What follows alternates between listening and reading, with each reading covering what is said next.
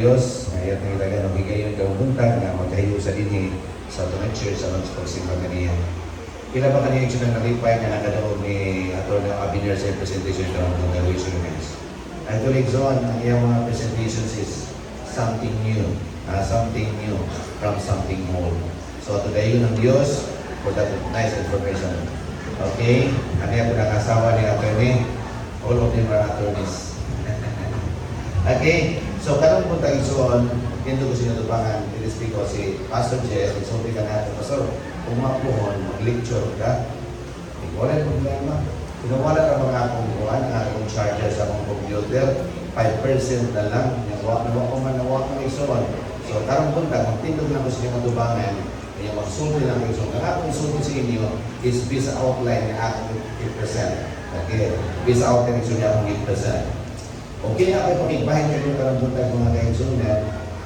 This is already in practice sa mga sa kanato. Pero ako na ning i-repeat mga kaigsunan. It is because nagsulti mga tuliawit igsunan natin niya. Remember, I'm human and human forgets. Malimot mo ng tao mga kaigsunan, so we need to be reminded.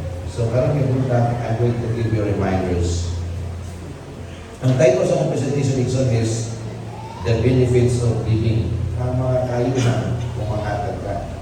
Ang mga kayuhan kumahatag ka, ang kayuhan kumahatag ko. So, ako rin, sa kalimutan na itong isipin ka ng mga kaisunan, people are benefit-oriented. Manrabaho sila mga kaisunan ng tanah. Do I have Pearl Health? Do I have BCS? Do I have GSIS? O unsa pa ang mga benepisyo? Pero karon yung puntag mga kaisunan, ako rin mahibalo sa inyo, kung unsa ang mga kayuhan na ato makuha every time we give. Atong idungay sa atong mga oras pagkampo. Ginong Diyos karong punta. Kitagana ko ni Pastor Jen 20 minutes sa pagsulit karong punta. Ako sa isultihan ka. Kung di man kaya ito Jen ang 20 minutes, kaya lang akong presentation mo sa oras. So ako na na-exhort, ako na na expose pag-ayo. Ang Biblia mga kaigsunan nagsulti sa Acts Kapitulo 20, versikulo 35 na ingon, it is more blessed to give than to receive. Maayon ito ang maghatag kaysa pagdawat. So, kinigso niya prinsipyo, this is debatable. Di ba, Tony? Kung debatable niya ang punong ni Ginoong Isus, it is more blessed to give than to receive. Kaya ito sa kalibutan na itong gibuyan, pwede rin lang ito na malipay mo rin tao makadawat. Di ba, malipay. Pero ito na, isulti ni Ginoong Isus, mas maayo ang maghatag kaysa pagdawat. Sa mga tao, ito ang mga itawag mo, dahil malipay magdawat, pero kini mga kaigsoon mo, hindi sila ganahan nila ng package sa wala ng sulado. Okay. Now, igsoon, doon na yung mga idea na kayo pakipahit sa inyo para kabuntag na doon na yung mga biblical foundations, biblical basis igsoon. Number one, igsoon, giving multiplies. Muto ba mo mga kaigsoon yung kumuhatag ka, mudaghan? Hello, kumuhatag ka igsoon, mudaghan ang imong mga panalangin. That's biblical mga kaigsunan. Doon ko sa kabata, nagsunod-sunod siya ni Ginoong Isus. Itong gamay ng bata mga kaigsunan ba? Sunod-sunod siya ni Ginoong Isus. Samtang nagsunod-sunod siya ni Ginoong Isus, kaya paminaw siya sa mga teachings ni Jesus, niya ang panahon nga, tingkaon na ba? Tingkaon na. Kunya, ang mga disipulo ni Ginoong Isus, mga kaigsunan, isultihan niya si Jesus Christ. Ginoo, asa man tagpagkaon? Ating pagkaon ng mga tawhana, daghan mo sila kayo. So, kakalo mga kaigsunan, si Andrew nidool sa mga kaigsunan sa kabata, o dito sa kabata, na mihatag sa iyang pagkaon ni Ginoong Isus. Kung saan man itong pagkaon na igsoon na gihatag sa bata? 5 ka tinapay, o? 2 ka isda. Ang pumunta na, gihatag sa bata, at kung Jesus, wala. Yang gihatag. Kung saan pinahitag mo Isus sa diyan, yang gihatag ni Ginoong Isus? Bidaghan, di panalangin ni Ginoong Isus, kung bidaghan mga kaigsunan, ang tanang mga tao na mitambong mga kaigsunan, nakakaon. You know what? When you give, mga kaigsunan, ang imong ihatag, panalangin ka sa Ginoo, ang budaghan ka lang sa mga kaigsunan. Ganahan mong budaghan ang inyong mga panalangin na gihatag sa Ginoo. Continue on giving. Hello, continue on giving. Padayon mga kaigsunan sa paghatag. Igsoon doon yung sa magsusulat ka ng ingon. A hand which is not in position of giving is not in position of receiving. Napalin niyo? ang kapot kuno mawala sa posisyon sa paghatag, wala sa posisyon sa pagdawat. Okay? Ikaduha isog nga idea na ako ipagkikay sa inyo kay mubulang ng panahon. Giving, even in scarcity, will never run dry one's resources. Igsoon, ang pagpanghatag, bisan pa sa panahon sa kalisod, dili makapamala sa imong mga resources. Kung lisod ka pa na randit, kung manghatag ka, dili mamala, dili ka mahuntan. Nga ba tayo biblical business at mga kaisunan? Naka. Asaman, ang widow kong saripa, kumbring kayo mga kaisunan. Panahon pagod sa tinggutong, gibisitahan siya sa tao sa Ginoo. Isa pang kawan na bibisita ni Bayana. Si Elijah mga kaisunan, si Elijah ningon niya, ma'am, pwede ko makain ng tubig? So, wala problema. Inom kang tubig. Pagkatuon tubig, sorry sa ma'am, pwede ko imulutuan ng tinapay? Sir, wag mo ko yung tinapay nito kapag ako nito. Alam ko gamay ng harina o gamay ng ulo sa akong tibo-tibo. Kung hangin ko sila dyan mga kaisulan, o gilutuan siya. Kung sa pagluto mga kaisulan, naman mo, nakakaon si Elijah, nakakaon ang babae, nakakaon ang iyang anak, panahon sa tinggutong, wakod sila pagluti mga kaisulan. Every time nga sa tingluto, ang ilang kanulanan, wala good kahusing. Wala good na hugdan. That's the blessings of giving is on. Your resources will never run dry mga kaisulan. Paano nyo? So ganahan mong dili tang hugdan, di ta mamalhan, panghatag mga kaigsunan. Di ka dito manghatag. Ha? Malakan mo na mura o El Nino phenomenon mga kaigsunan. So continue on giving because giving mga kaigsunan has an ample blessings. Okay, ikatuloy son. Ang idea lang may pagkikbahin. Giving is a life of a transformed person. Ang pagpanghatag mga kaigsunan, usap kini ka kinabuhi sa usa ka kinabuhi nga na usap. Ha? Ang pagpanghatag, usa ka kinabuhi, usa ka practice sa kinabuhi na nausap. Si Sakio mga kaigsunan, nagwali si John the Baptist, naminaw si Sakio, kung sabihan si Sakio, igsoon, naminaw, na-convicted si igsoon sa mensahe, bidawat sa mensahe. Kunya, niabot ang panahon mga kaigsunan na si Jesus Christ matos Jericho, niadto si Sakio. Pag-adto si Sakio mga kaigsunan, na-recognize ni Ginoong Jesus. Kung isultihan ni Sakio si Jesus, sa Ginoo, look, I give half of my possessions to the poor. Kinibig si Sakio mo kay mauban bitunin mo. B.I.R. man. Okay?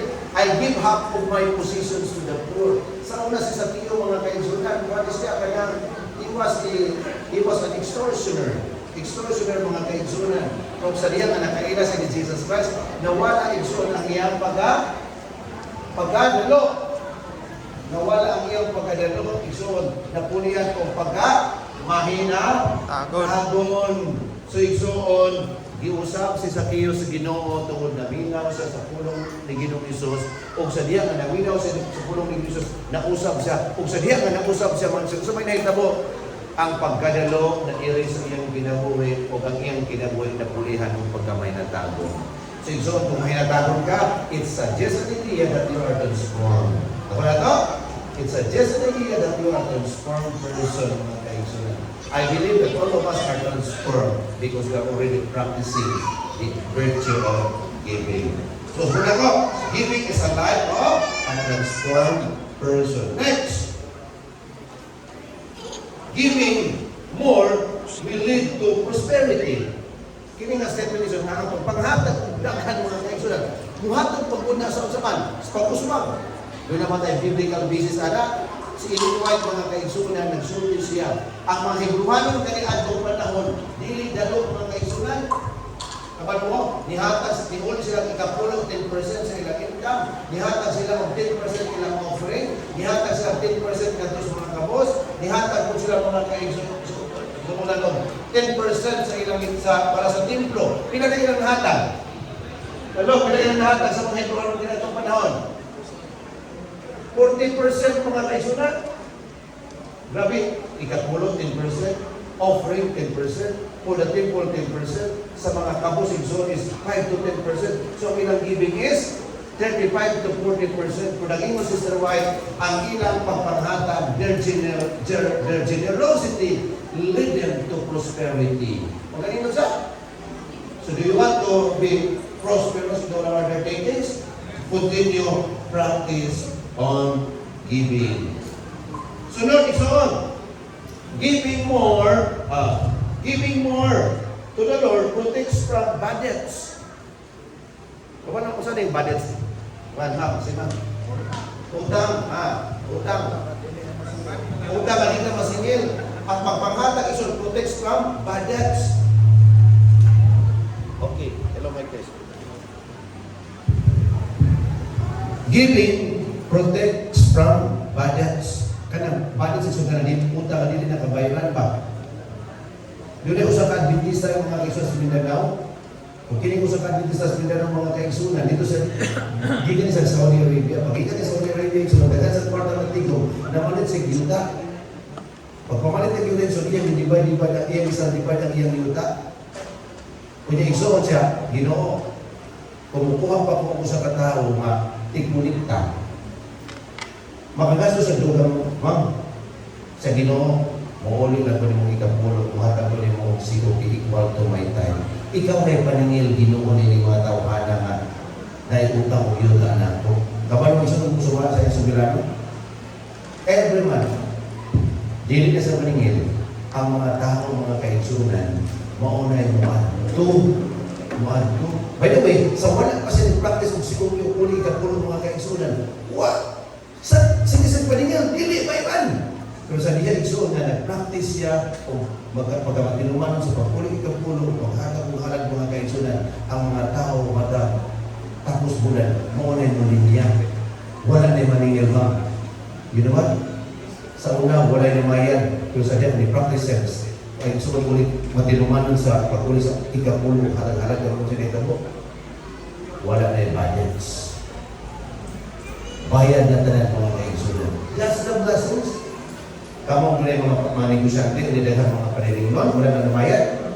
Tingnan, i-assist ninyo ko galing siguro ng kayo na kulang. Busa, kasi siguro na kayo na kulang.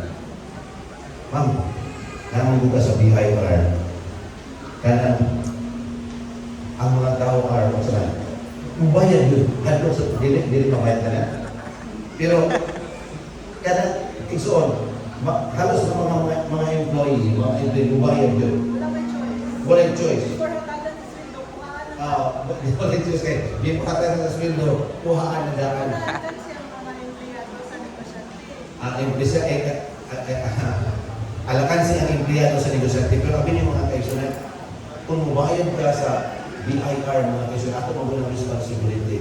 Why not pay to God who owns everything? Ano ba kaisunan mubayad sa Ginoo na tag-iya sa tanang utang? Tagaan pa ka na yung suon, kung daghan, kung dagaya ng mga panalangin.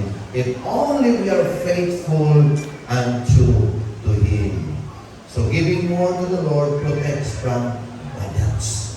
Ang protection na ng mga kaisunan. So now, giving is a deposit in the bank of heaven. Igsoon, ang atong pagpanghatag, usap ini kapag deposito sa bangko sa langit. Bangko sa langit ng kaisunan. Gamay na lang sunod kay wala kay panahon. Sunod, giving sustains life.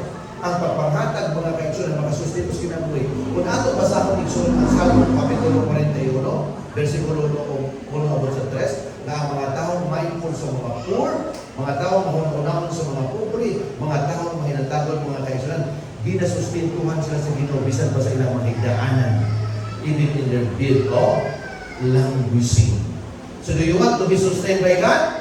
Continue on giving. Be mindful to the needy. Be mindful to the needs of our church. Mga kaigsunan. Kung sa'yo, binigsun, klaro ang pagkasulti ha?